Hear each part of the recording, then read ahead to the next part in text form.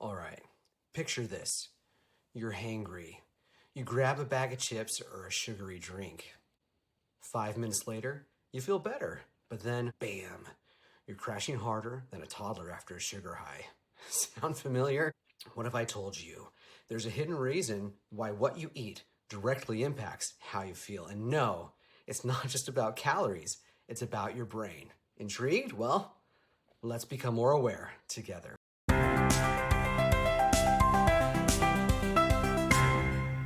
Okay, first up, let's talk about the gut-brain axis. If you've never heard of this, buckle up. Your gut isn't just for digesting food. It's basically a second brain. And no, I'm not being dramatic. Science literally calls it the enteric nervous system. Fancy, right? So there's this superhighway called the vagus nerve that connects your gut to your brain. When your gut's happy, it sends a memo to your brain saying, "We're all good down here." When it's upset, well, let's just say your brain gets the bad news pretty fast. Fun fact, about 90% of your serotonin, the feel-good hormone, is made inside your gut. That's right. Your gut is basically running the show when it comes to your mood. And those gut bacteria, the good guys, they're like the factory workers churning out your happiness chemicals. But what happens when you binge on junk food? We've all been there, I'm sure. Those poor gut bacteria, they go on strike. Processed food, sugar, and artificial ingredients feed the bad bacteria and starve the good ones. And guess what? When the good bacteria aren't thriving, neither are you. All right, on to another axis you've probably never thought about either. And this one is the blood sugar adrenal axis. Stick with me. I promise it's not as complicated as it sounds. Your adrenal glands are like the firefighters of your body. They release cortisol, the stress hormone, to put out metaphorical fires. But when you eat a donut or guzzle down that sugary latte, your blood sugar spikes like it's on a trampoline. Your body freaks out and sends in cortisol to bring things back to even. Typically how this works, when you eat something with a lot of sugar, your blood sugar goes up, and then your body secretes insulin to make your blood sugar go back down. But usually it does a too good a job of this, and so then your blood sugar gets low. And that's what happens when we experience what's called the sugar crash, right? Where you feel groggy, tired, cranky, emotionally tired. And then what happens is that your body then has to secrete stress hormones. Again, those adrenal glands secrete those stress hormones to bring your blood sugar back up, okay? When your adrenal glands get worn out, and what's going on is when you have all those emotions, those negative emotions, it feels kind of like a sugar roller coaster. So what's the solution to this? Well, stable blood sugar. So foods like proteins, healthy fats, and fiber control that roller coaster and kind of make it more of a, give you that safety harness so that you're not experiencing those highs ups and those high downs.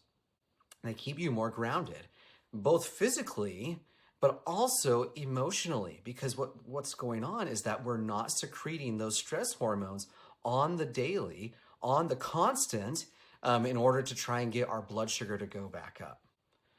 Now, let's talk about why it's so hard to avoid processed foods. Spoiler alert, it's not your fault. These foods are engineered to mess with your brain. Here's the deal. Sugar and processed foods light up your brain's reward centers like fireworks. Dopamine, the "I want more of that" chemical, goes wild. Food companies, they know this. And they design products to keep you hooked, to keep you buying their product. It's kind of like a legal junk food addiction. Think about it. When was the last time you craved broccoli the way that you craved a chocolate bar? That's not a coincidence.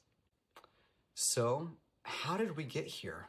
Well, after World War II, processed foods became convenient and cheap. They're still very convenient and cheap, too, to this day.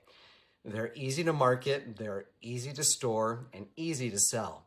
I think along the way, we forgot that food is fuel and that food is also information for our bodies.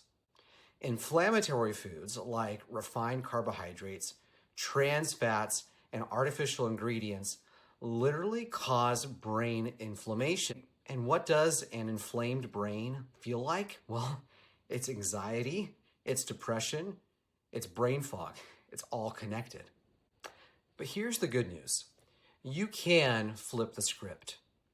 Small changes to your diet can have a massive impact on your mental health. Think of it as if you were upgrading your brain's operating system.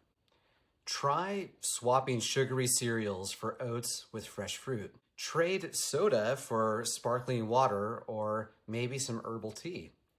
Add more omega-3 rich foods like salmon or flax seeds. And don't underestimate the power of the old reliable green leafy vegetables. If you do this, your gut bacteria will thank you, your brain will thank you, and you know what? Most importantly, you will thank you. Look, changing your diet doesn't have to be overwhelming. Start small, experiment, and remember, every bite you take is a vote for the kind of brain and body you want to live in. If this blew your mind, give it a thumbs up, share it with a friend, and hit subscribe for more of this potentially life-changing information. Thanks for watching, and I'll see you next time.